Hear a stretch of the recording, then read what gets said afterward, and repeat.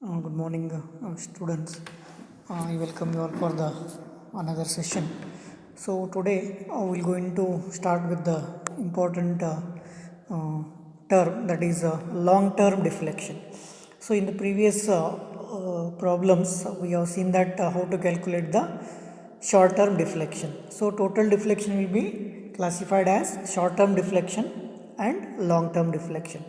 So you have solved two problems on how to calculate the short-term deflection. Now let us see long-term deflection. Okay, so long-term deflection mainly consists of deflection due to shrinkage and deflection due to creep. Okay, so long-term deflection is mainly because of deflection due to shrinkage and deflection due to creep. So as per the code IS 456 2000, there will be a procedure to calculate the long-term deflection. So this long-term deflection will be denoted by small a. Okay, that is a deflection. LD means long-term deflection. Okay, ALD, that is long-term deflection.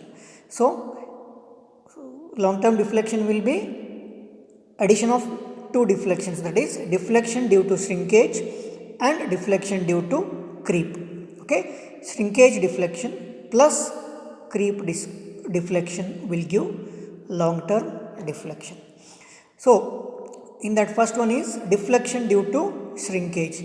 Okay, so if there is a change in the temperature, okay, the concrete will going to undergo shrinkage changes.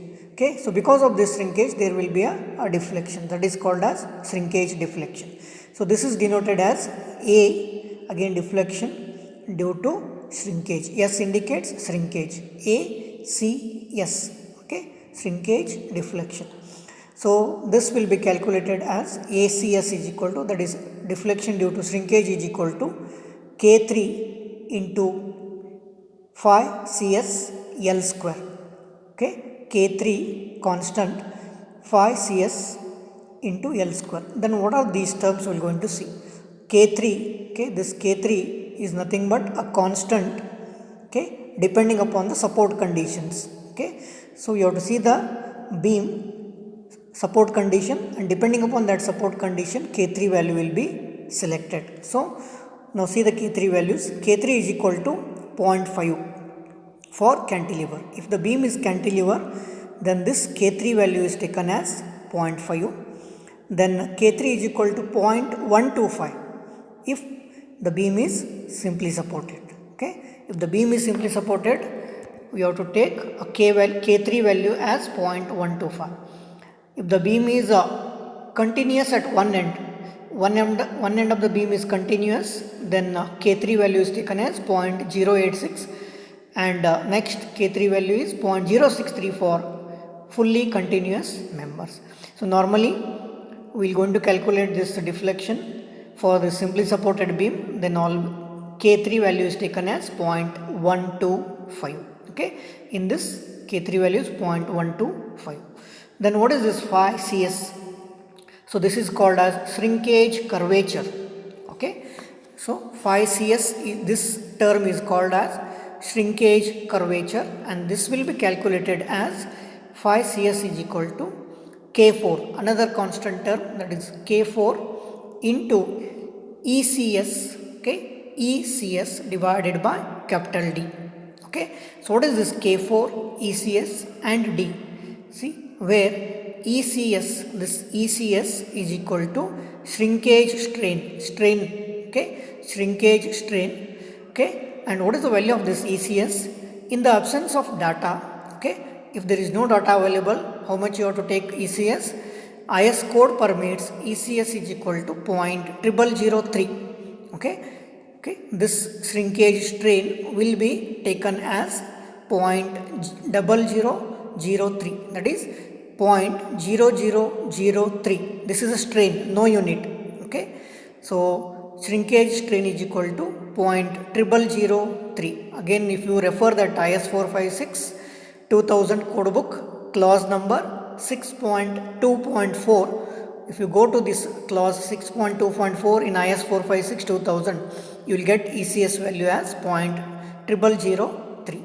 So K4 is 0.125 ECS is 0.0003 and this capital D is effective depth of the beam, overall depth of the beam. Capital D is overall depth of the beam. So from this we can calculate phi CS. Okay, phi CS will be calculated. This phi CS we are going to substitute here, and K3 value is 0.125. K3 is 0.125. Phi CS value is calculated from this.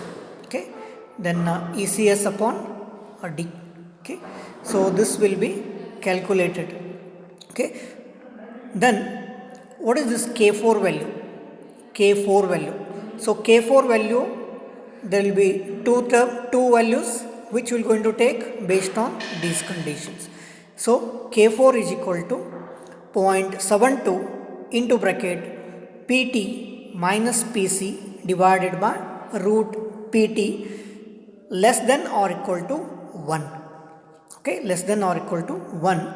So what is this formula is applicable when this PT minus PC, okay, when PT minus PC, if it is more than 0.25, okay, more than 0.25 and less than 1, okay, if the PT minus PC value is more than 0.25 and less than 1, this formula will be used. Okay, for K4 this formula will be used. Okay, that is 0.72 PT minus PC divided by root PT in less than or equal to 1. This value, whatever we are going to get, K4 value should be less than or equal to 1. So when you are going to use this formula? When this PT minus PC greater than 0.25 and less than 1, this formula will be used to calculate K4. Or 0.65 PT minus PC into root PT less than or equal to 1. So instead of this 0.72, here it is 0.65. So when this formula will be used? So this will be used if this PT minus PC greater than 1 here. Okay, PT minus PC greater than 1, this formula will not be used. This will be used to calculate the K4 value. Okay, so don't buy it. These values are there in IS code book. Okay, next, so from this you can calculate K4. Okay, either this formula or this formula depending upon this condition. So K4 is substituted here. ECS is 0.0003 and D is the overall depth. So calculate this phi CS. Okay, so phi CS, whatever calculated value, substitute here. So phi CS, then K3 is 0.125, L is effective span of the beam. So from this you can calculate the deflection due to shrinkage. This is shrinkage deflection or deflection due to shrinkage ACS. Okay, ACS. So this is deflection due to shrinkage. Next, so what is this PT and PC? Okay, so PT and PC are like this. So PT is equal to percentage of tensile reinforcement. Okay, so normally in simply supported beam, so whatever the reinforcement you are going to see at the bottom reinforcement is tensile reinforcement. Okay, so how much percentage you can calculate? PT is equal to percentage of tensile reinforcement. So this will be calculated as PT is equal to AST upon BD into 100. We are going to get the percentage. PT is equal to AST upon BD into 100. So AST is area of tensile reinforcement, B is width of beam, small d is effective depth of beam into 100. 100 will give percentage PT. That is this. Then what is PC? Percentage of compression reinforcement. If the reinforcement is provided at the top of the beam, then that is called as compression reinforcement. So PC is percentage of compression reinforcement is equal to ASC. It is now area of compression steel. C indicates compression. ASC divided by same formula, but it is tensile reinforcement, it is compression reinforcement. Okay, so from this PT and PC will be calculated here and substitute here. Okay, check first this PT minus PC. Okay, if it is greater than 0.25, less than 1, use this equation. If PT minus PC is greater than 1, use this equation to calculate K4. So K4 will be calculated ECS divided by D. This 5CS will be substituted here. K3 will be this and L is the effective span.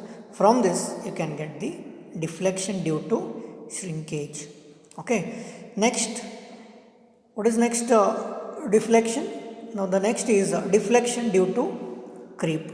Okay, it will be a creep deflection. So this will be indicated as ACC permanent load. So this will be because of permanent load.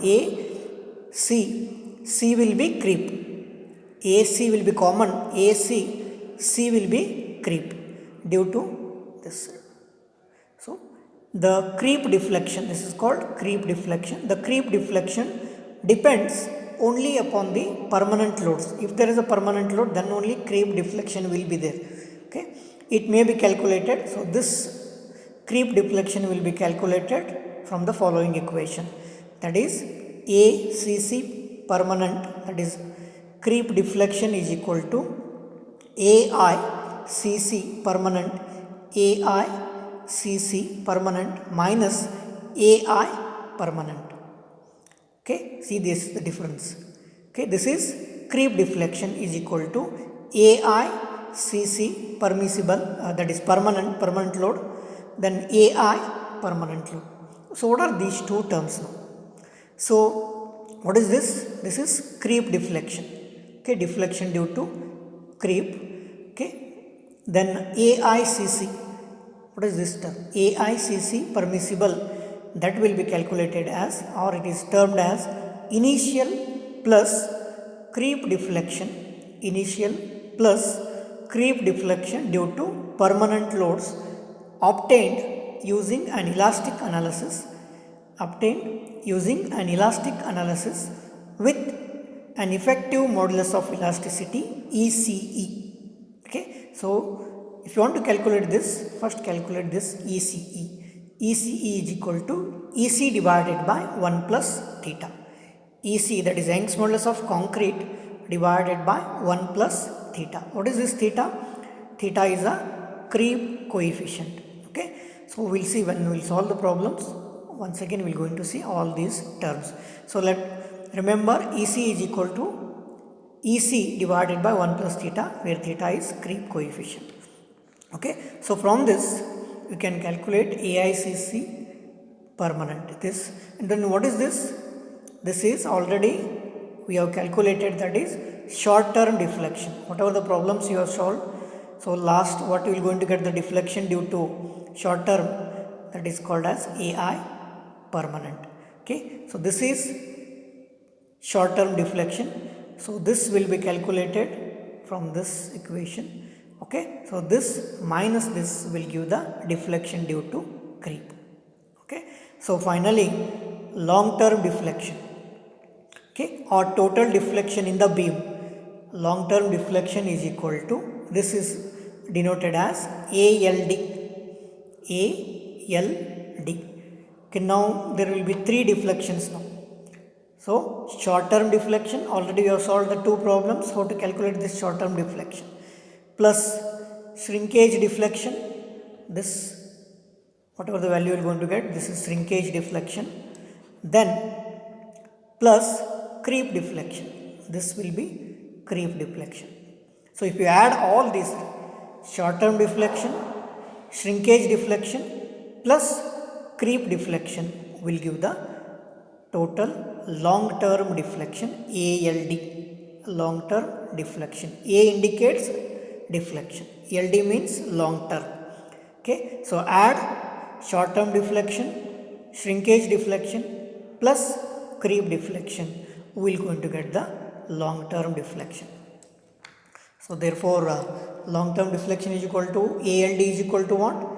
AI permanent okay, that is short term deflection in the previous problems what we have solved, plus ACS, okay, this is deflection due to, S means shrinkage, deflection due to shrinkage, plus deflection due to creep, AC, C means creep, it is creep deflection, it is shrinkage deflection, and this is short term deflection. Add all the three, will get long term deflection. So this is what we need to solve the problems now. Okay, so in the next class we'll start with the problems on how to calculate the long term deflection. So please go through this class, this is important. Okay, and in the next class we come up with the problems on long term deflection. So thank you very much for attending the class.